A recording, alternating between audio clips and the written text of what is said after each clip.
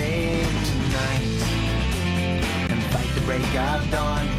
Best known for the late 90s worldwide hit Save Tonight, Eagle-Eye Cherry, yes, that's his real name, would come from a pretty musically accomplished family. So it should have been no surprise that he'd go on to have some success of his own. In today's video, let's talk about the story of the song Save Tonight. Let's get the obvious question out of the way. Why is he called Eagle-Eye Cherry? Well, his father was avant-garde trumpet player Don Cherry, who bestowed upon his son the name Eagle-Eye several days after his son was born because of his piercing nature of his eyes. His father was also part Aboriginal, with their roots coming from Oklahoma. His father, Don, would play with the likes of Lou Reed and John Coltrane, and Eagle-Eye would spend his youth on the road with his father, who played gigs all around Europe. He would initially grow up in rural Sweden before moving to Stockholm. It was normal for their family to get into a camper and drive across Europe going to their dad's gigs. Eagle-Eye's first instrument would be the drums, and it was at the age of 14 his family moved from Stockholm to New York City, where Eagle-Eye attended the New York High School of Performing Arts. His classmates would include Jennifer Aniston, and his neighbors would include members of the Talking Heads.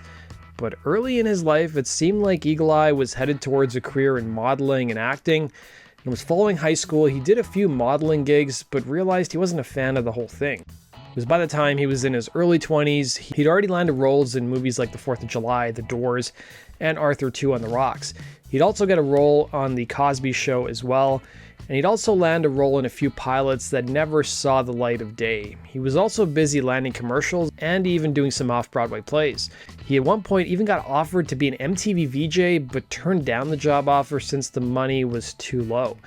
Despite having some early success though in acting and being able to pay his bills, he soon realized that he wanted to pursue a career in music. Eagle-Eye wanted to make an impact on people and realized being an actor he likely wouldn't do that. He soon left New York, he quit acting and headed back to Stockholm after meeting a Swedish woman. He began tinkering on the songs that would make it on his debut album Desireless. He would end up renting a place in Stockholm that had an acoustic guitar left by one of the previous inhabitants, and never having played the instrument before, he learned it pretty quickly. He would have a melting pot of influences citing Bob Dylan, Neil Young, Ray Charles, Stevie Wonder, as well as Bob Marley and Elvis Costello. For his first album, Cherry wanted to take an under-the-radar kind of approach with his career.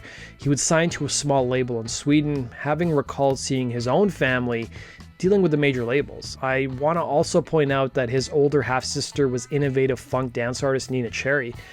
As Eagle-Eye toyed away on his debut record in 1995, his father would pass away in his late 50s due to liver cancer. He'd remark in numerous interviews that keeping the music simple was one of the best lessons he learned from his dad. Despite wanting to take a low-key approach though, life would have other plans. The song Save Tonight, which was one of the last tracks written for the album and an anomaly on the record, would become a worldwide hit. Eagle-Eye would admit that he wrote the song on a warm Saturday when he was in fact supposed to be playing soccer with his friends, but he opted to stay home and finish the song. He wanted to write something that was upbeat and up-tempo for a mostly mellow debut record. He would tell an interviewer he knew it was a special track though, recalling, "I could feel that it was a catchy song. The reason it only has 4 chords is because I don't know what I was doing. I was like, I didn't even think you could put in a bridge or something. I just started really figuring the acoustic guitar out, and the acoustic guitar was kind of the key to finding my sound." He would later admit to the National Post that he initially thought the song was corny and was afraid that he may have ripped the guitar riff off from someone else because he thought it was too good. As for what the song is about, he would reveal to the Courier Post, "Save Tonight is about saving the moment and making the best of it. In an example of life imitating art, as he became more popular, he spent more time away from his girlfriend at the time.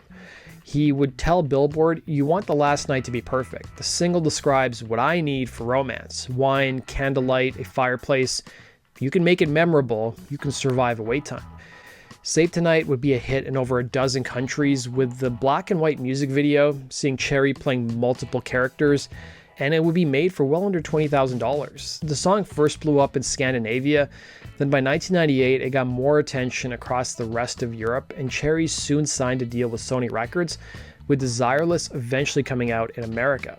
The song would end up peaking at number 2 in the States on the Hot 100 chart by January of 1999, nearly a year and a half after his debut album came out. Desireless would go platinum in America and sold 4 million copies worldwide. Cherry soon was thrust into the spotlight, something he never expected so soon. Save Tonight would also be nominated for a Grammy, but it would lose out to Eric Clapton. He would also release 2 more records before taking a break in 2004, being burnt out by recording and touring. He'd return in 2012 with a new album and has been active ever since.